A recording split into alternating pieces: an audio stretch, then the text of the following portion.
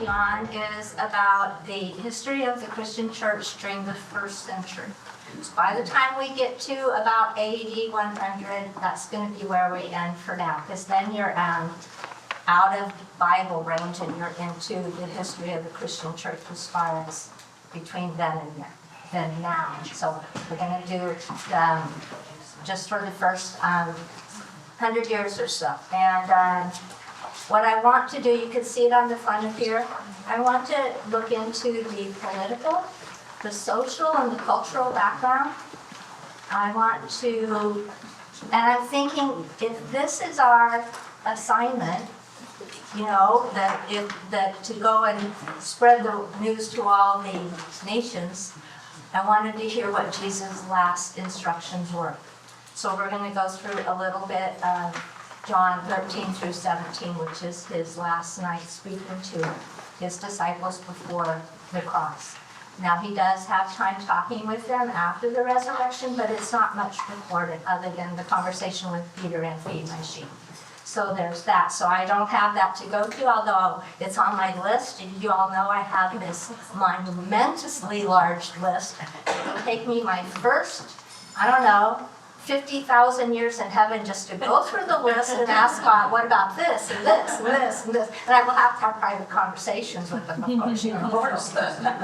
So it's on my list. What did he say during those 40 days when he was... I just don't know. It's kind of like the road to Emmaus. And he goes, and then he told them how all the Old Testament talked about him. I go, don't leave me hanging. I want to know. So yeah, anyway, so it's on my list. So we're going to do that. It's really important to understand what the New Covenant is, because the word New Testament means New Covenant. And that's what it is. So if we don't know what that is and we're reading it and we don't have a clue what's going on, we need to have a little bit of a clue of what the New Covenant is and what's that, how is that compared to the Old Covenant? Because if you have new, you have an old. And then the whole thing works on the Holy Spirit. So we got to have a little bit of what is that like? What does that happen? What's that do for us? What are we supposed to do? What does he do? All that stuff. That is our introduction, and that will get us up to the day of Pentecost. Okay, so that's going to take me a few weeks to get through that. So I think that's 3 weeks worth of stuff to get to that. And then we're going to have the storyline of Acts. And as it's ongoing, we're going to put in the epistles as they were written. So at about what time, what chapter in Acts, or where are we in Acts when James is written? I think James is the first one. It might be Galatians, depending on who you read. We'll tell you if it's Galatians or if it's James, but it's one of the two and they're close to simultaneous. So we're going to put that in there. And why was it written and to whom was it written? And from whom was it written? And where? Where were they? What's going on? Is James in Jerusalem when he writes it? Is he in the middle of a famine when he writes it? Is everybody starving around him? You know, stuff like that. We want to know what the culture is of what's going on. So we're going to go through the whole Acts that way, picking up each book as we go. When we get to the end of the spring series, it turns out that Paul will be sitting in Corinth for a year and a half. Now, I'm sure he's not just sitting in Corinth.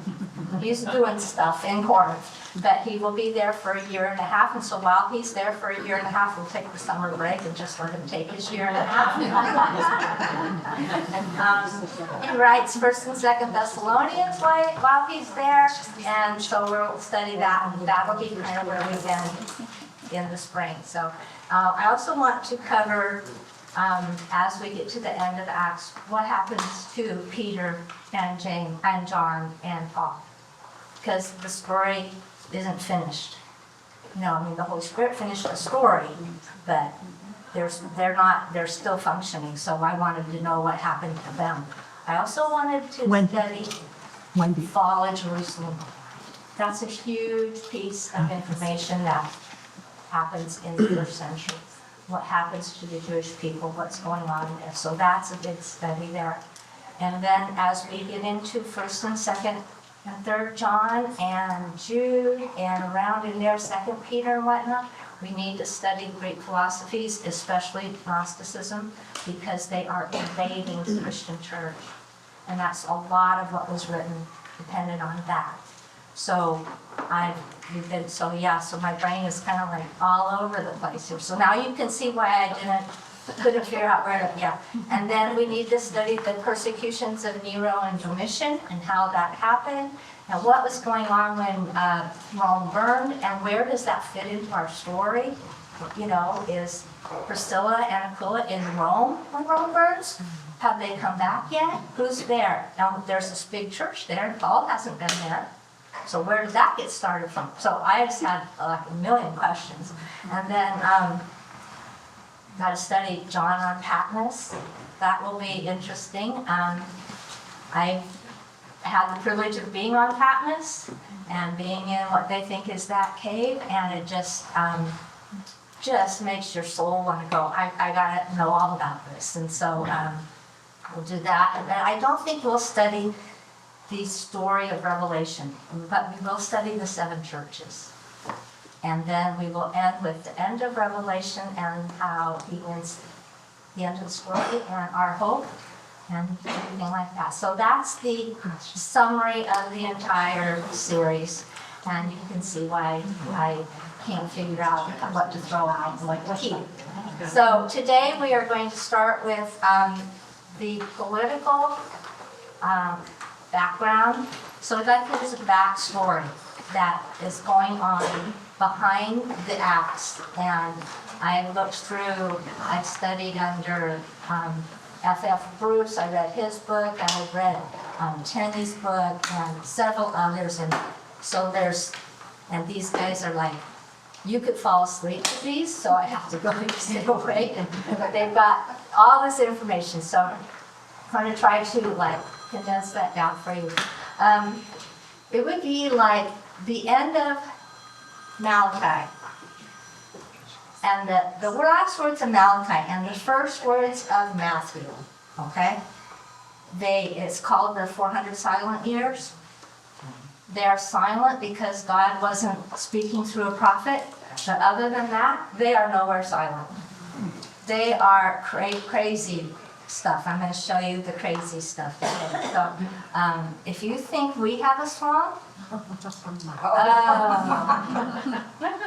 we don't have a swamp in Washington, D.C. compared to what's coming out today. So you'll see that they're used to a swamp. And but I was thinking about what does that look like? Do you realize that if just 4 years ago, in 2020, if we were reading a book and we were on that chapter and the page before was 400 years previous in our country, it's the year the Mayflower landed in Plymouth Rock. Okay, so you're reading the story of our country and we get up and the Mayflower lands. And you turn the page and it's 2020. And you go, wait a minute. There were what I heard about Twin Towers. How could they build anything that tall? What's that about? And it got exploded by what? By a large bird flying by? You know, they don't even have. So I'm just trying to give you a picture of what it would like to go from the last words of Malachi to the first words of Matthew without knowing what's going on in the middle. And so today is what's going on in the middle. So for a little bit of review, I'm going to be all over this board, just to warn you. We end in, going to do a little bit of review of the Persian Empire. Okay, just to orient our thoughts. They take, in 586, Nebuchadnezzar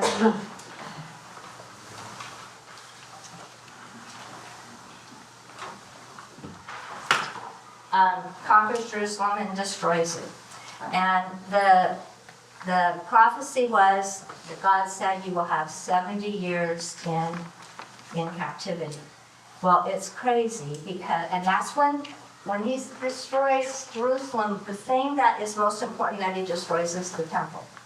So the temple is destroyed right there at 586.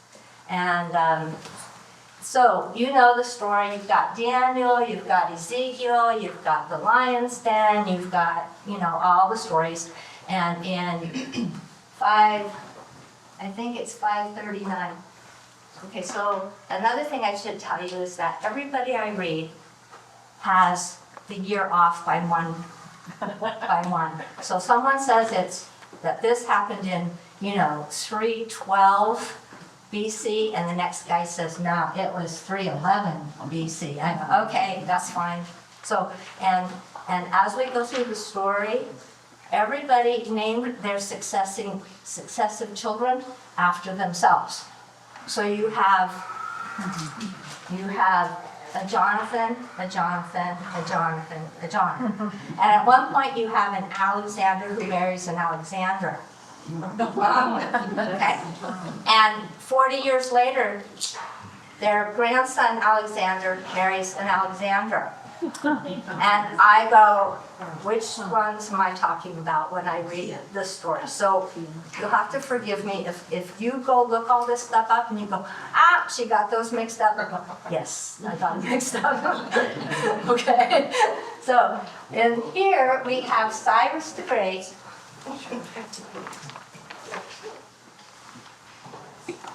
That's Persia, conquers Babylon, and takes over the whole area. Now, when I show you how big Persia is, that's why I brought my map. Persia goes from here, which is Persia. This is east of the Persian Sea here, Persian Gulf. It goes up to the Caspian Sea. It's going to take over Media, a lot of Armenia. It's going to take over all of Assyria. It's going to take over Syria, Israel, Judah, down here, and Egypt, and into here. Wow. Okay, so this is the Persian Empire. And 539 or so, he lets Zerubbabel and people return. Daniel dies in about 38 or 37. Okay? So he gets to see it happen. He gets to see his people return. He does not get to return. I'm sorry, I missed what you said. Daniel gets to know that the decree was made and the people get to return, but Daniel doesn't get to return.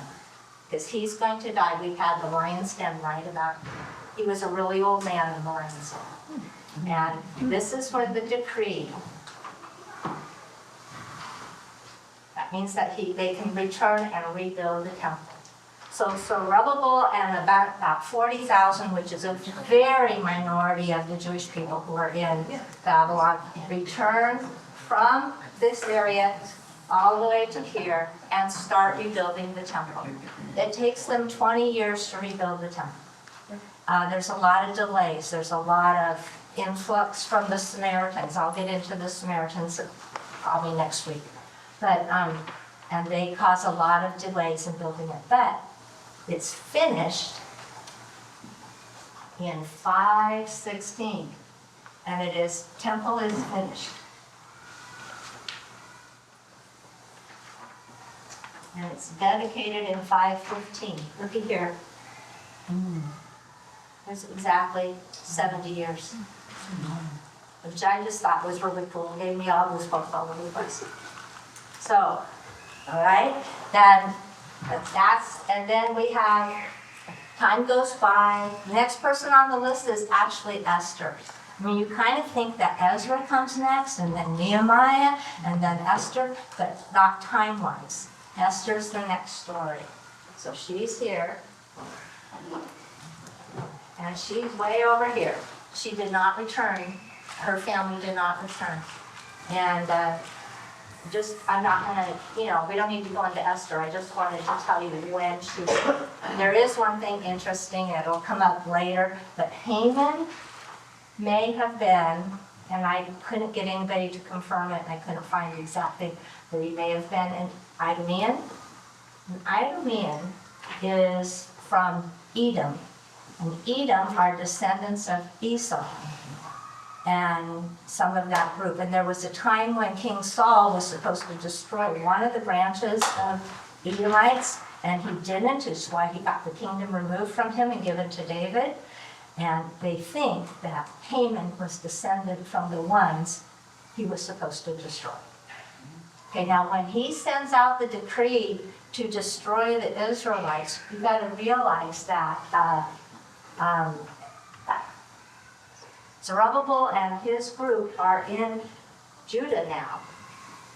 And he sends out that decree, and every single province, including Judah, is supposed to destroy every Jewish person there is.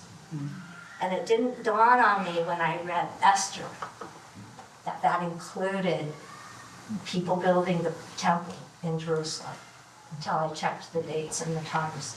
So stuff like that is starting to kick into my head quite a bit.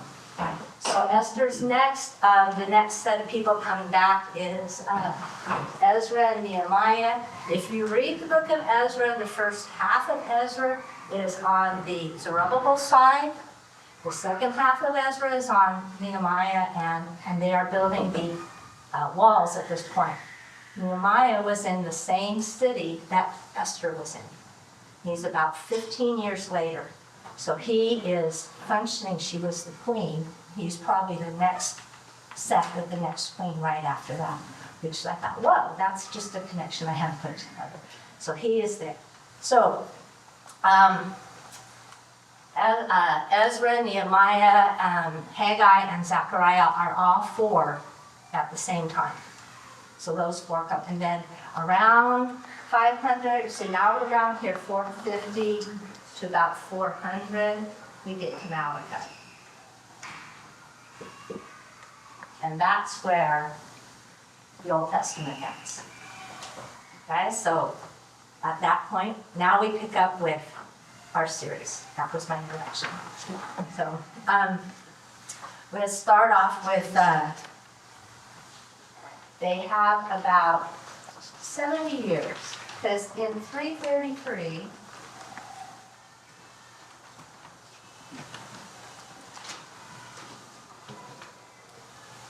Alexander the Great's going to come through. Okay?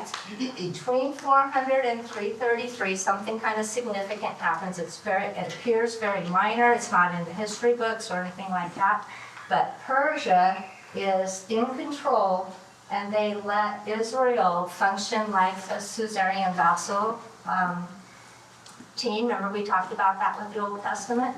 The suzerain is the ruling country, and they let this other country be a vassal country, and they can function independently if they pay their taxes, or they provide the military, or they do whatever. They make an agreement, and the ruling country will let this country function independently if they keep the agreement. Okay? And so they're kind of under their protection. So Persia is going to kind of protect them during this 70 years right in here. So here's the thing. Israel was always run by three offices. You've heard of the prophet, priest, and king. Those are the three offices that ruled their nation. The prophet is the one who spoke for God. The priest is the one who represented the people to God. Where the prophet spoke from God to the people, the priest represented the people to God, and the king was the government authority. For this time here, they have no prophet, and they have no king. So they only have the priest. Now the good news is that the Persians let that priest function as the political leader of the country and gave him freedom to run his country.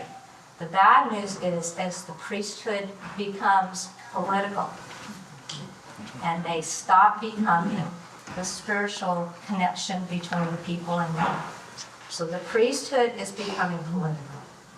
Okay?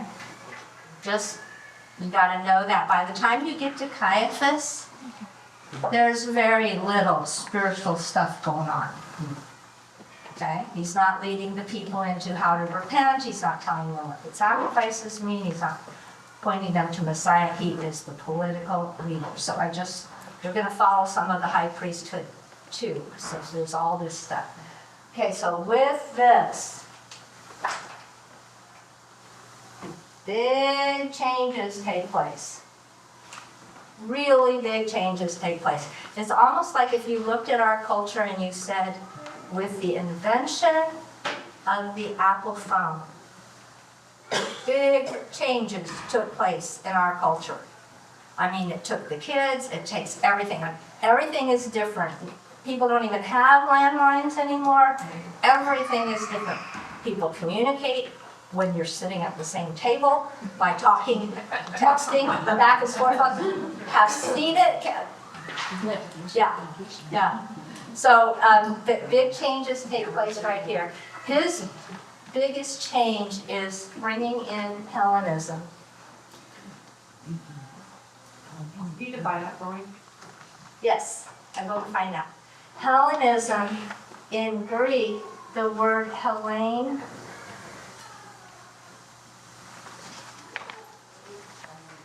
is the word Greek. This is the E-L-L-E-N, and that is the H. Okay? This means he's bringing in Greek culture.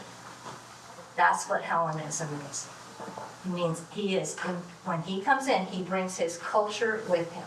So that's all that means. That's what that means. Okay, until you have people, Jewish people, jumping over to Hellenism. Okay, so that means their Jewish lives are becoming Greek influence. And that becomes a huge thing. We'll get into that more, okay? So that's what this is. The second thing he brings in is a new language.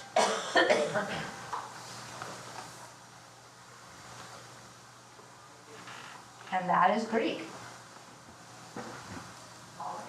So he's going to bring in this new language, and it's going to be the language of conquers. Now, when he conquers, he comes over here. Persia thought they were real big because they were huge, so they decided they were going to take Asia Minor too. Well, Asia Minor is right next to Greece. And so here's this big battle. Persia loses. Alexander the Great charges this way. He charges down here. He gets Egypt. He goes this way. He goes up into Armenia. He goes over here. He goes over here. He gets so far east that he's in Pakistan and down into India. And he does that in like 10 years. Which, considering they didn't have airplanes and they didn't have motorized vehicles, that's fast. You have to march or ride horses or ride in chariots. You know, you can't, it's not like we can get our army there. So, and he did that really, really quickly. But when he comes through here and takes over Israel, there's a tradition, and I saw like 5 or 6 different people, some not related to Christianity at all, who talked about this. I mean, I was reading this, and they all tell me this tradition, and as they finish, don't know for sure if that's true. But every one of them said the same tradition. I'm like, you guys are like, the tradition is as he's marching through Jerusalem, he runs into the high priest. And the high priest at the time is Judea. I would have to check on that. And he's so impressed with the high priest and his piety and how that he treats the Jews nicely. He enters the temple only not just to the place of offering a sacrifice, and he gives them all kinds of gifts, and he gives them like good position in his new kingdom that's taking over. So that was really cool. Now whether that's true or not, don't know. Because everybody said, don't know if that's true. So he does that. I'm sorry, Vicky, so what you're saying is that It's instead of being a bad priest, This guy was a good he was priest. good. Okay. There's one of few that are a good priest, yes. And he stood out. So And he that's stood why out. this And is- Alexander the Great noticed it. Now, this is called a legend. And he was so good that there's. Yes, yes, that's the legend, yes. So we got one good priest going on here, yeah. And, okay, so he dies in 10 years. Alexander the Great doesn't live very long, he dies, and when he dies, his kingdom splits into 4 generals. I'm sure I'm telling you stuff you guys already know. Flash drive. Are you for? We're gonna talk about 2 of those generals, okay? One of those generals is named, well, actually, there's one general in between, so some of the story I'm skipping over, all right, just because there's too many. I noticed that. You notice that? Okay, one general is Ptolemy. Ptolemy, right? Yes. Okay. He takes everything down here. He takes Egypt. So the Ptolemies are the dynasty that's going to rule Egypt from 333 till Anthony and Cleopatra, okay? Until that goes by and Caesar comes in and there's the big war and Julius Caesar wins and Rome takes over. Okay, so the Ptolemies are going to be down here. Okay, up here is the Seleucids. Let me see if I can spell this right. And they are going to take over Syria. They're going to be the Syria big group. And the Ptolemies are in Egypt. Okay? So, just knowing generals, the Ptolemies kind of want to get Syria. And the Seleucids kind of want to get Egypt. So, who's in the middle? Always. Okay? So, for the next 100 years or so, these guys fight back and forth. And there's all kinds of turmoil. They charge in, the Ptolemies charge in, and Israel's the battleground, and they're trying to maintain, and I'm oversimplifying it, and there's lots of cool stories in here. And then, and they win for a while, and then Syria group, the Seleucids come in, and then they win for a while. While they're under the Ptolemies, Alexander had built this city in Egypt called Alexandria, right? Okay. So many Alexes in the story, I did not believe it. Anyway, he encourages the Jewish people to take a big group and move to Alexandria, and many of them do. And one of the things that happens is the high priesthood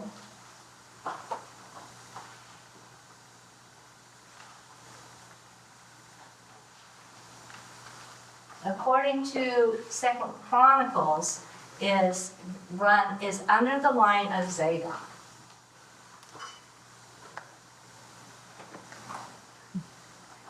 Okay, so just keep track. There's a lot of priests, and their priests are divided into 24 different divisions. That's why we have Elizabeth and tell me his name, the guy who's John the Baptist's dad.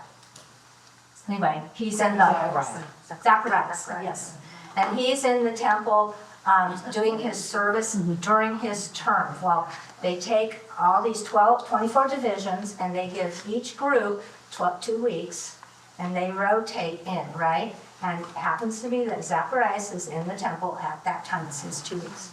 So he's one of the other divisions, just giving you some frame of reference. Zadok is the high priest. Now, all these other priests can be priests, but they can't be high priests. Okay, you gotta stay in the line of Zadok.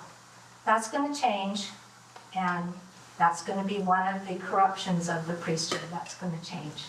So Caiaphas was not in the line of Zadok. All right.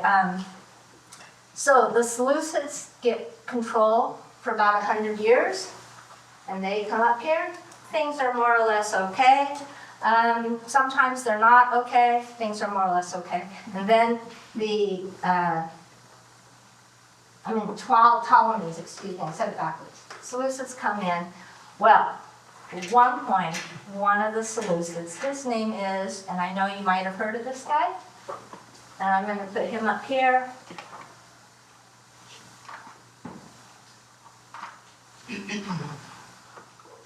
Antiochus the Fourth. So we're not going to cover Antiochus the First, Second, or Third. We're just going to cover Antiochus the Fourth. Anybody heard of Antiochus the Fourth? You probably do. As soon as I say he gives himself a last name. It's not really a last name, it's a title. And his title is Epiphanes.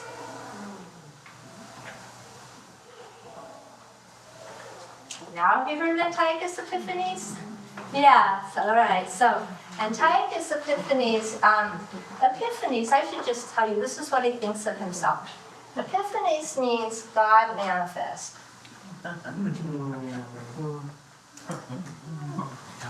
Would be like our word incarnation. Wow. So he is Antiochus Epiphanes. If I find my notes, he's got another nickname that the people called him that is kind of rhymes with Epiphanes in Greek, not in English so much, and it's Epanes or something like that. I'd have to look, and it means madman. Madman. Yeah, so he decides that he's going to come in and conquer. All right, the high priest, I got to get this all straightened out now, because I can't remember everybody's names. Oh, the high priest at the time of Antiochus Epiphanes is a guy named Joshua. And he is not of the line of Zadok, that has already been broken. Wait a minute, no? He's the last one of the line of Zadok. All right. He really wants Antiochus Epiphanes. He's very Greek. He really wants his support. So he changes his name. You're talking about the high priest. He changes his name to Jason. Jason is not Jewish. Jason is Greek. He changes his name from a Jewish name to a Greek name. And he promotes the worship of idols. Okay. Yeah, you think kind of like, yeah. And that's what the high priest is doing. So this is going to cause problems in Judea. You see that? Okay, so he comes in, and now he is fighting the Ptolemies down in Egypt, and one source says that Jason's brother did not like the fact that he changed his name and was doing that, so the two of them are fighting back and forth to get the high priesthood. And one's got like, I don't know, 1,000 men, and one's got 1,000 men, and this is all going on in Jerusalem. And so Antiochus Epiphanes comes in to solve this problem, because we've got riots going on in the city. Okay, the other person who told me this, I read this story, said that at the same, it might be even that both are going on at the same time.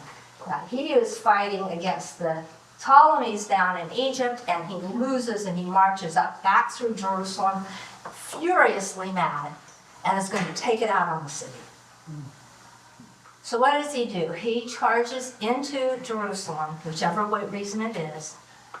He captures thousands of Jewish people, sells them as slaves to cover his expenses of war. He marches into the temple, tears it apart, puts the idol of Zeus on the altar, and destroys the priesthood. He makes it illegal to be Jewish. If you do anything Jewish, penalty of death. If you celebrate Sabbath, are you kidding? If you celebrate Sabbath, or if you circumcise your child, you will be penalty of death. Okay, this is called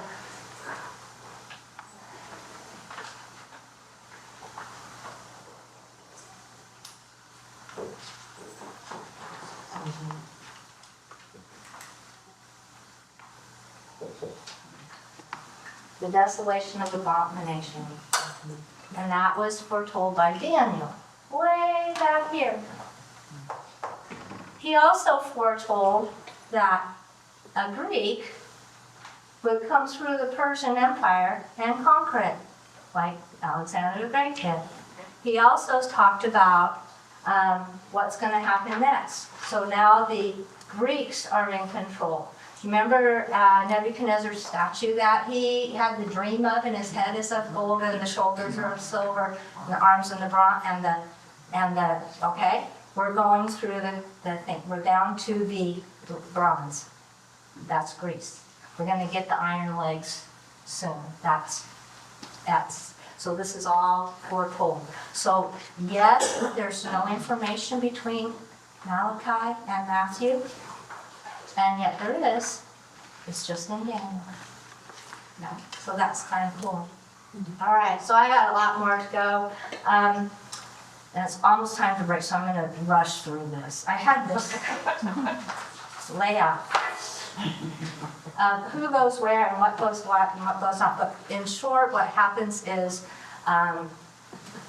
Antiochus thinks he's hot stuff, and he goes to this little town about 5 miles west of Jerusalem, where there's this old priest. And the old priest is named Mattathias. And he tells Mattathias that he's sure he's going to get this guy to cooperate with his new regime, and he's going to, oh, I forgot to tell you, he sacrificed the pig on the altar, okay? I mean, you almost, in the Jewish world, if you think American, that doesn't mean a whole lot. We eat bacon all the time. If you think Jewish, that is just awful. So he sacrificed the pig on the altar. All right, so I lost where I was at. Oh, he goes to this little old man. He's 70s or whatever, and he says, "You're going to promote my new religion and sacrifice a wrong animal on your altar and worship Jupiter or somebody." Okay? The old man decides he's not going to do that. And the old man actually kills the Syrian officer who's trying to make him do it. And this starts a revolution. And his son's name is, do you know? Judas Maccabeus, yes. And Maccabee is not his last name. Maccabee is his title added to him. His last name is Aslan, and it's the beginning of the Hasmoneans. His Maccabeus means hammer. So this guy comes in like a hammer, and for the next 20 years, they work like guerrilla warfare fighting the Syrians. The Syrians bring in huge regiments of troops. And how this group wins, I do not know. But I mean, obviously God causes them to win, but logically, with the way the military is, how they win, but they fight like guerrilla warfare out of the hills. And eventually they win, and I will pick up there afterwards. So one question, Antiochus, who is he again? I mean, where is he from? He's probably great-grandson of one of Alexander the Great's 4 generals Okay. that split up his territory. Only beginning. Oh, wow. So I'm just going to give you all of the details that I know of how the Hasmoneans, which is, when we get to, let's see, we get to,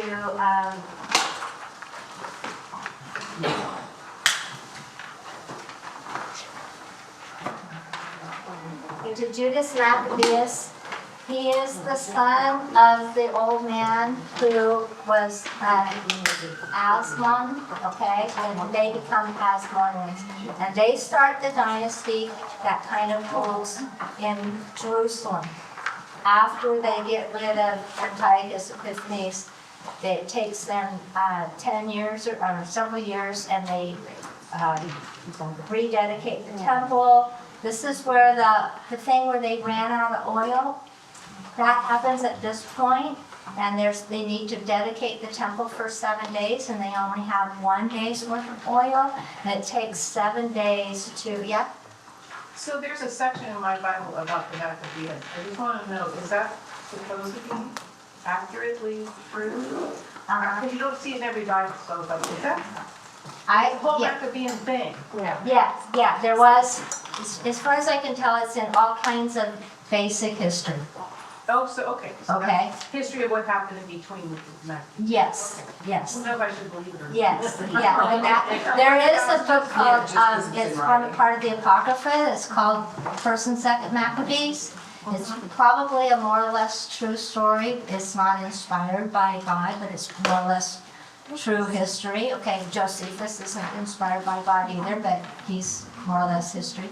And, but it's, if you ever read that, that is very pro-Hasmonean viewpoint. What? Hasmonean viewpoint, which means it's pro-Maccabean viewpoint. Oh, okay. In Okay, their favor. so there's, take that into account when they do everything right and get it all right and win every battle. It's written by someone from that viewpoint. Okay? This, just as a side, the same thing happens with Josephus as we get farther into it. He writes from his viewpoint, and he, especially when you get into the destruction of Jerusalem, which he was a commander in one of the regiments that was, I'll get onto that later. So he, as you read it, you go, oh yes, but that's who you were. You know, it's kind of hard to, not everything is exactly true. Okay, so Judas Maccabeus is the soldier guy who wins the battle. When they do they run out of oil and they take 7 days to purify the oil, so they cannot just, so that's when they, and I don't know how incredibly accurate this is, but the thing that the Jewish people believe is that God provided enough, the candle did not go out, even though there wasn't enough oil. So it's not like a wax candle. I mean, we think American. It's not like a wax candle. It's like a light bowl with the oil in it and the wick. Okay, it's like that. So the oil did not run out, and it lasted all 8 days, and that became Hanukkah. So that's what that happened. So Hanukkah is a celebration of the Maccabean victory and the rededication of the temple, and everything is all cleaned up. And Antiochus Epiphanes dies in another year or two, and he's out of there, and his successor is, the successors of the Maccabees try to get along with the successors of the Seleucids, okay? So there's all kinds of story in there. There's brothers fight against brothers. We're talking about inside the Hasmonean.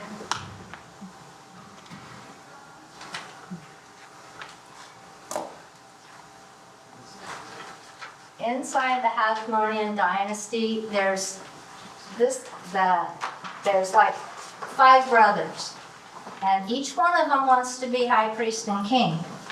And so they're fighting with each other, and this is not good. So I'm just saying that all this conflict continues. And this is within the Jewish people now. It's not so much the Seleucids coming in or the Ptolemies coming in, it's within them. And that goes on. And we have main people, I don't know if you've heard of these people. You might have, there's this guy named John Hyrcanus, I think is how you say his name, and he marries a Salome, and he gets killed. Oh, he marries one, just a few details, just to let you know what's going on. He marries his daughter to one of the Ptolemies in Egypt to create an alliance.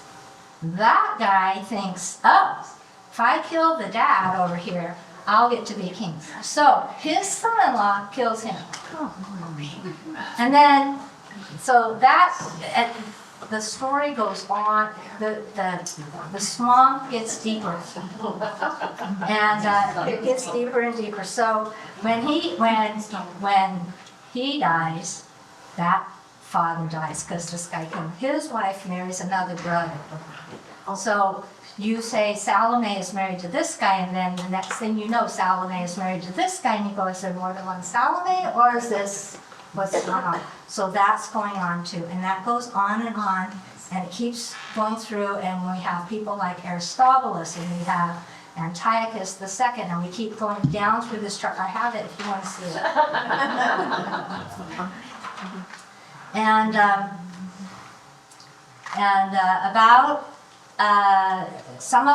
this is about, you keep going through oh, I know, a very important thing I forgot to tell you. Way back in about 235 or somewhere in that area, I told you about the Hellenism? It has invaded so much that the Jewish people can hardly understand their own language anymore. So they are no longer speaking Hebrew, they are speaking Aramaic, and even Aramaic is being each generation is becoming more Greek. Just like in every culture, each generation is becoming more of what's popular, right? It goes on. We even see it in ours. So you go back to the 60s and nobody's going to watch Leave It to Beaver anymore. You know? Each generation is becoming... I know, huh? Yes, so, and some of you are looking at me like, what is that? Yeah, so each generation is becoming a little less Jewish, a little more Greek. So now we're going to have people coming in who go, I'm going to protect the Jewish part of us. So we have the establishment of the Pharisees. And I was going to give you this next week, but it's right here. So the establishment of the Pharisees. And they are watching these people not do all the laws. So one of the things they're going to do is they're going to create a fence around Torah. Remember that? He told us about that? The fence around Torah is, Torah is Genesis through Deuteronomy, first 5 books. Okay?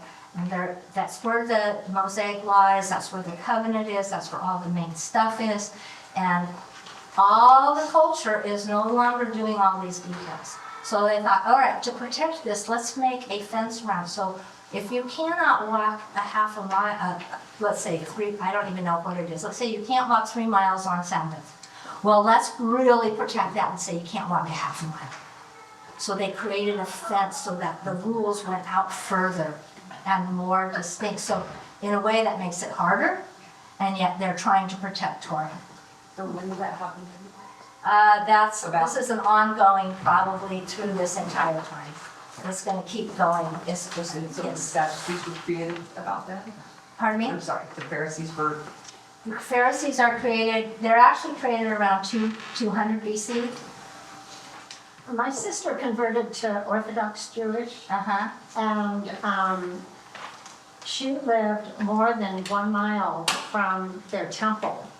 And so she would go to the rabbi's house and spend the night and watch they had 7 children. This is in Las Vegas. And on Friday night, for the temple Saturday, and then at sundown, she could go home. Because she can't walk that far. Because she could, and I believe that it was about 1 mile. Yeah. So they did all these rules. If you couldn't, if you couldn't, I don't know what it is, if you had to give this much in tithe, you had to give a little more in tithe. They just made the rules more stringent and to try to protect this. So that's sort of what the Pharisees do. The Sadducees, on the other hand, are way more on the political side of things. And they are very, very wealthy people. And just to let you know, as the Sadducees are the ones who are vying for the high priesthood all the time, not the Pharisees, and almost every one of them, except for like that one guy that was a big guy, become a high priest either through bribery or extortion. So which family has the most money is the one that gets to become high priest, because they go to whoever's the procurator of the area, the governor of the area, or the governor of Syria if he was ruling at that time, and they buy their priesthood. That's how they become priests. In the process of this, the line of Zadok realizes that they are not going to survive, so the entire line of Zadok moves to Alexandria, and they build a temple down there. And there's still the ruins of this temple. And that temple functioned as a Jewish temple until the fall of Jerusalem. Now that was brand new. I didn't know that prior to this preparation for this. So they do that. And then one of the other main things that happened, because the Greek culture has gotten so much, they decide they need the Torah in Greek. And so they get 6 guys, 6 men, 6 extras from each tribe. There's 12 tribes, 12 times 6 is 72, and 72 guys translate Genesis to Revelation to Deuteronomy in Greek, and that's called the Septuagint. Septuagint means 70. So the word Septuagint means 70. So they just rounded it off instead of 72, they rounded it off to 70, and that became the Greek Old Testament. As the years go by, that's added, and they end up translating the rest of it till Malachi. When you get into the New Testament time, and the actual New Testament is being written, and the quotes are from the Old Testament, it's like 90% of them are from the Septuagint, not the Hebrew. Now, the Septuagint is not considered inspired, but when the Holy Spirit picks one verse and says, because the New Testament is inspired, so that one verse is accurate. You know, I would say that. That's how I would look at it. Some of them are actually translated from Hebrew, but not very many. Most of them. So if you actually did word studies and you looked at your Hebrew of a quote and you looked at the way they quoted it, you go, wait a minute, these don't line up. You can even notice that in English. It says you're quoting from this passage and you go, yeah, but that doesn't even quite say the same thing. Have you noticed that? Sometimes? Okay, that's because the quote is often from the Septuagint. And the shortened version for how, instead of trying to write the Septuagint, which looks like this.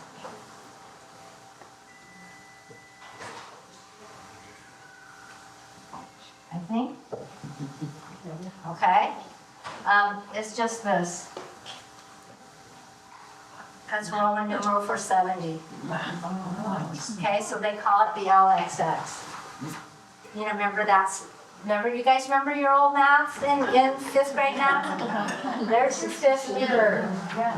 There's your 10, and there's your 10. That's your 70. Okay, so that's why it's called the LXX. You might have heard that it was called the LXX. That's why. It means the 70. So that happened down in Alexandria, down here. Okay. As time goes by, there's going to be all kinds of trouble between the Jewish community in Alexandria, especially Caligula. We're not up to Caligula yet. That's after Acts gets started, so we'll do that later. But there's all kinds of things going on here. So there is drama everywhere. I'm just saying, there's drama everywhere. Well, eventually, the Persians, Parthia, decides to come in and conquer this area, Syria. And there's a big war going on, and one of the guys who's, I think, Aristobulus, I think his name is. I'm losing my people.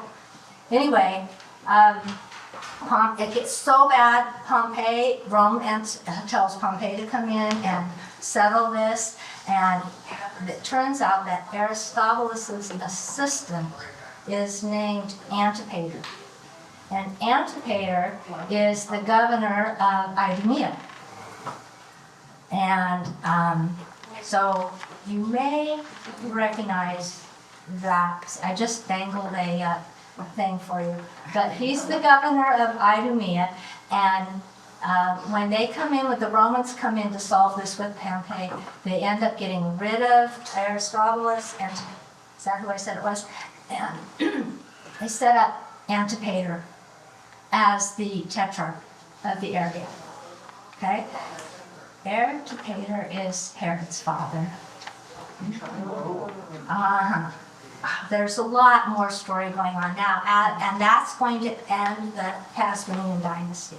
But there's females that were born to the Hasmonean dynasty that are going to be married into the Herodian dynasty. And that is where the two mix. Antipater is from Idumea, and he does so much stuff for Caesar, Julius Caesar at the moment, that Julius Caesar makes him a Roman citizen, which means that everybody who descends from Antipater is a Roman citizen. So when you get to Herods and you get to Agrippa's and all these ones, they have Roman citizenship rights, which creates a difference in what's going on as to who has rights and who doesn't have rights. Even the women have rights because they are Roman citizens if they are descended from Antipater. To give you an example, what's the name of the lady who married the Herod? It's on here. I have too many names in my brain. Okay, Antipas, Herod Antipas, and his daughter, her daughter danced for him, and then he kills. Okay, she's a Roman citizen, and because she's a Roman citizen, she has the right to divorce. A Hebrew woman does not have the right to divorce, so she could divorce her husband, whose name was Philip. By the way, Herod had two sons named Philip. This is just so nice. He had two sons named Philip. She divorces this son named Philip, and they have a daughter named Salome. And she dances, okay, and Salome ends up marrying the other Philip. Now, at the time, I'm going, am I confused or what? Did I lose track of this story? So I had to chart it out because I cannot remember who's going where. But so the Herods the story gets phenomenally complicated. There's my chart. And everybody's marrying everybody all over the place, and several of them have married the same person, different people, more than one. And they mostly marry their nieces, or their sister-in-laws, or their aunts. So it's all interdone. And it's all done, and there's all kinds of intrigue, there's all kinds of murder, there's all kinds of getting rid of this and that. But Antipater, I'm going to take something off.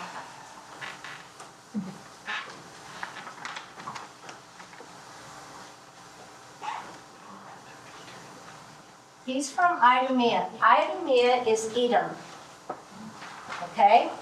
When you see he's from Idumea, I don't remember how you spell it. Anyway, he's from Edom. Edom is, this means something. Edom is the line of Esau. Okay, so do you remember what God told Rebekah? The older will serve the younger. Okay, the older is Esau, the younger is Jacob. And now we have the older as king over the younger. And you say, why did the Jewish people hate Herod so much? He's completely breaking what God said to do. Not only that, as Herod was one of the most ruthless, cruel men ever walked the earth.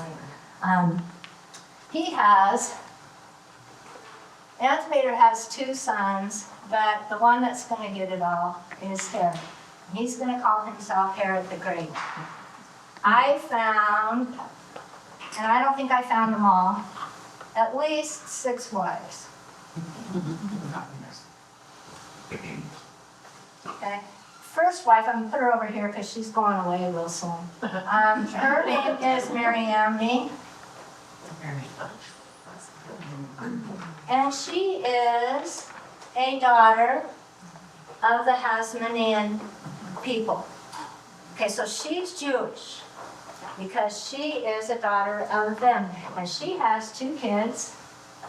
And her kids are Aristobulus and Alexander, just because we don't have enough Alexanders.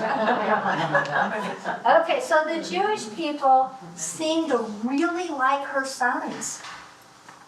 Now Herod finds that as a threat, because they don't like him, but they like, and they're heir to the throne. So what he does is he kills her. He sends these guys to Rome, and it turns out one of them becomes buddies with who's going to be the next emperor, because he's raised in the same area. It's amazing to me. But eventually he kills them. Okay, but they have sons before he kills them. So there's those guys, and they have daughters. All right, one of those is Bernice, or Berenice. Remember the story of somebody named Bernice he becomes Agrippa's wife. No, don't remember that? Okay, we'll get there because it's in Acts. So this all goes on and on. All these things are going to end up connecting later on. You're going to go, oh, that's who that is. Well, yeah, that's who that is. So then let's see. He's got, yes. And, oh, he has a sister. His sister's named Salome. So Herod has a sister named Salome. And he has another brother that is killed. And then they go on. I'm trying to figure out how much to tell you. He's got a wife named Doris. He's got another wife named Mariamne. I called them Mariamne the first and Mariamne the second, just like to keep them out. He's got a wife named Malthaka, and he has a wife named Cleopatra from Jerusalem. So this is all going on. We've already had Anthony and Cleopatra come and go. They've already attacked. By this time of the story, Julius Caesar has been assassinated, and his adopted son, Augustus, is now the emperor. So he is the emperor at this point in the story. He was his niece. Sometime I'm going to tell you what it means to be adopted in Roman culture, because it's not at all like adopted in American culture. Doesn't mean that there's a child that needs a place to live. That's not what adopted is back then. But we'll get into that because I can go down rabbit trails all over the place and we'll never get done with this. So he has sons from all of these, okay? And I could write them all up here for you, but you probably don't care. So we'll do that. And then he's getting to be an old man. He has these two sons taken out. He has a couple of others taken out, and it's now time for him to create his heir, who's going to be on the throne. And he keeps thinking he has all these, thinking that they're going to come and kill him to take the throne. And so he keeps killing off his sons or sending them away. He ends up with 3 that can take the roles. One is Archelaus. So I'm just going to...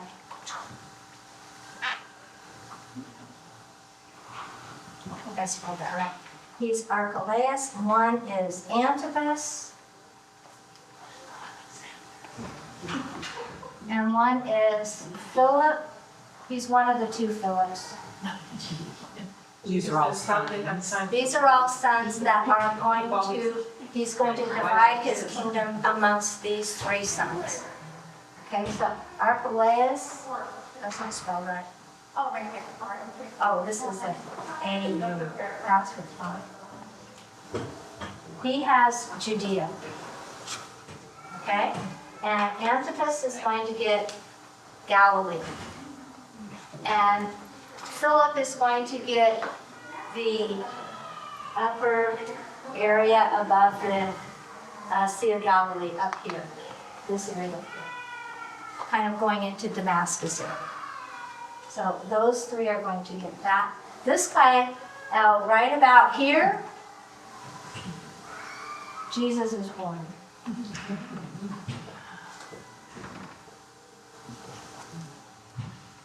So now you can see why when the wise men come And Herod hears the words, born king of the Jews. He virtually flips out. Now, he probably didn't flip out in front of them because they don't know that there's a danger until the angel warns them as they're leaving. And Herod then goes to the priests and to the scribes and says, tell me about this guy. Where is he supposed to be born? And they tell him where he's supposed to be born. And that's in Bethlehem. And there is not one historian outside of Luke and Matthew that tell us that this all happened and that the death of the babies in Bethlehem. And several guys said the reason that nobody, like Josephus didn't record it, Philo didn't record it, none of the guys that you get your history from recorded it. Their comment was, compared to what everything else Herod done, this was nothing. Wow. Didn't even rank the Daily News. That's how bad this guy is. He did some good things. He built the temple. He was great at building stuff. He built this place called Machaerus, which is on the east side of the Jordan River. Many people think that maybe John was beheaded there. He built Masada up on top of the mountain. That was a fortress. So he built that. He built places all over. He built the temple. That was a huge thing. He even trained 1,000 priests to build the temple so that they could build it without disturbing the sacrifices, without the noise, which I thought was really cool. He did that. But he also built pagan temples all over the place too. So he's just trying to please people. He put in lots of streets, lots of colonnades. He was just an amazing builder. But he also built the pagan temples. So he was just, and that was in Judea. It's not just outside of his area.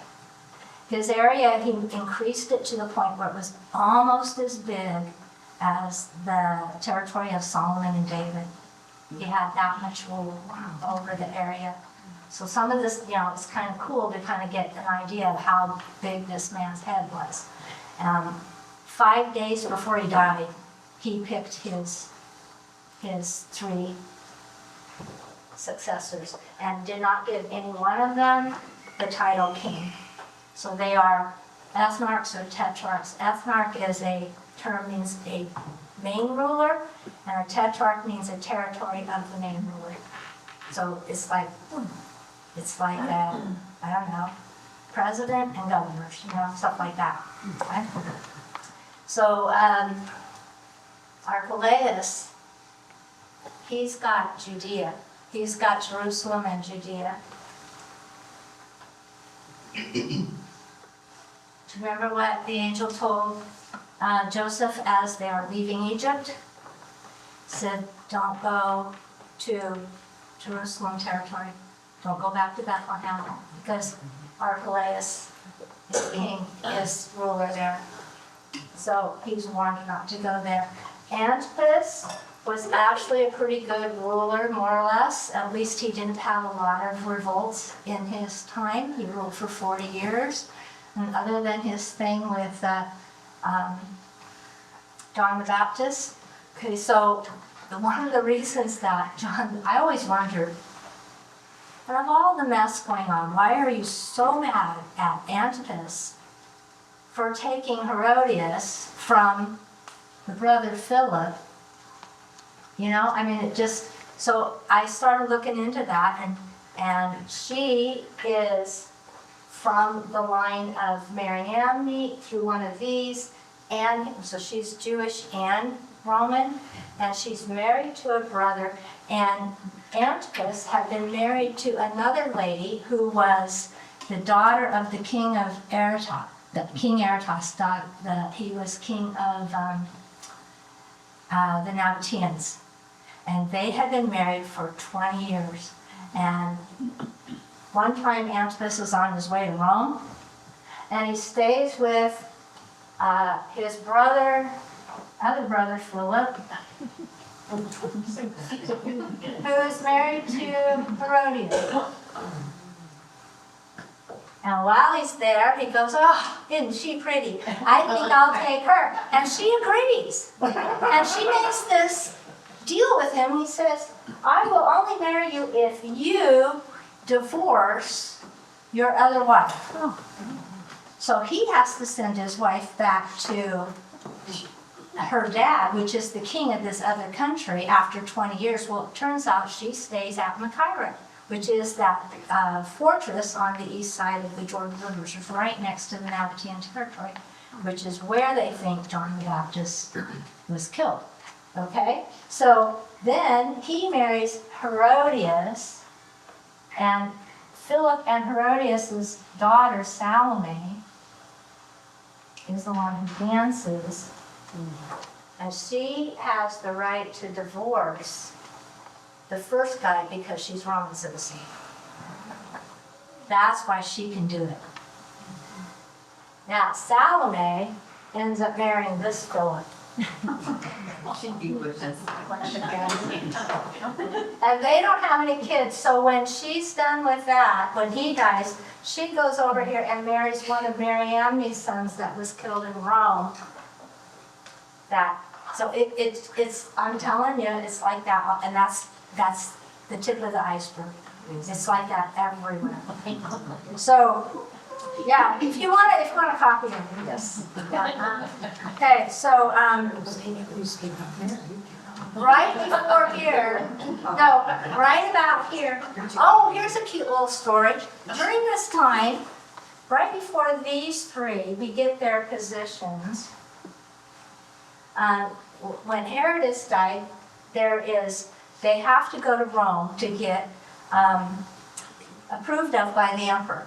Okay, they can't just walk into the position, they have to be appointed or approved of by the emperor. So while they're gone, a guy named Judas of Galilee starts a revolt right in here. Okay, so I got to put him in a different time.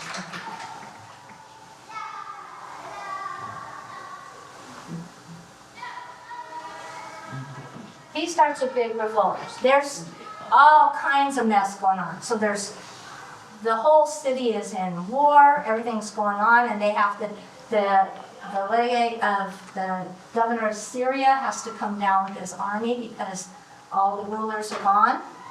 And he comes down and stops this revolt. In Acts chapter 5, when they're worried about Peter and John taking over, and the Sanhedrin is worried about them, and they are on trial, and they're ready to get rid of this revolt going on.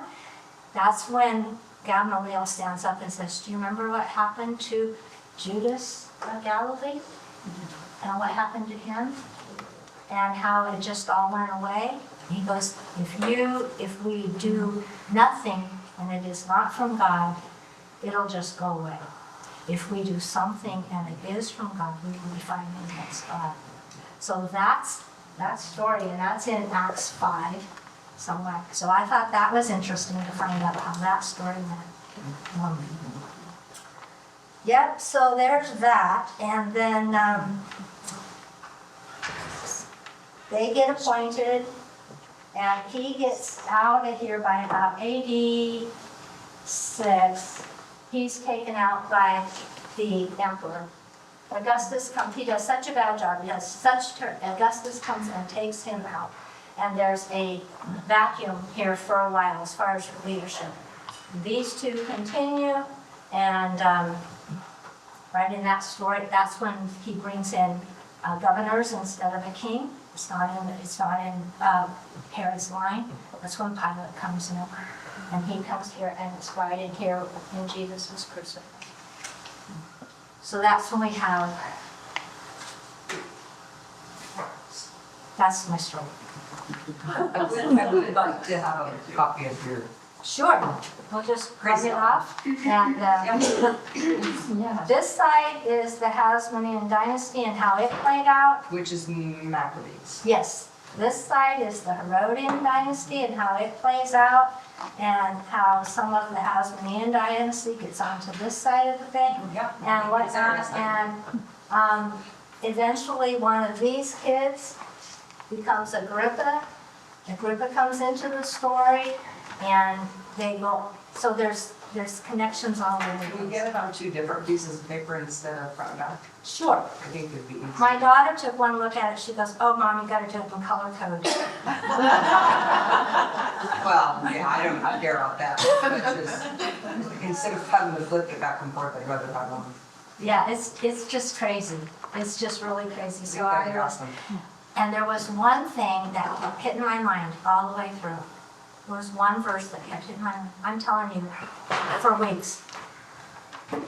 In the fullness of time, God sent forth his son, born of a woman, born under the law, to redeem those who are under the law. And I thought, God, is there a bigger mess that you could have sent him to? And it's the fullness of time. And that just hit me like a ton of bricks, because it just made all the complications of present life a little less, and also not hopeless. And also, like, God still is in sovereign. He was in sovereign control over all of this mess, and there was so much more that we didn't have time to cover. And in the fullness of time, he sent his son right then, under Herod. I'm thinking, God, you should have picked a different person. Yeah, and he could have. And he could have, and he didn't. So, God's thoughts are not my thoughts. My thoughts are not God's thoughts. Will you tell us again, Pilate, what he stands in? Pilate is he comes in right here after Archelaus is out. Okay, he's the procurator. He's removed by Rome, the Archelaus. Archelaus is removed by Rome. Actually, Pilate's not the first one. He's about the 4th one in the list. And they come in and they run it like a governor, not like a king of the Jews. And there are high priests that come back into line in here. They're not of the line of Zadok. They're from the by priesthood type guys. And they come back in here, and this is where Caiaphas is going to come in. And he is from, his father-in-law is Annas. And Annas is like got money coming out his ears, and he gets several of his sons in this line, and his son-in-law in this line, and he just buys them in there. And there's more to the story, which I'll probably pick up next time. But I also want to tell you about what's going on socially, what happens to children, how they're educated, what's going on with Greek culture, how did Greek culture infiltrated it? How did that happen, and what did that look like? And what about the Essenes, and what about the Zealots? Where did they come from, and how do they fit into the picture? And who are the scribes? How important are they? And stuff like that. So next week, today was mostly political, next week is mostly cultural, and stuff like that. Okay? So, thanks.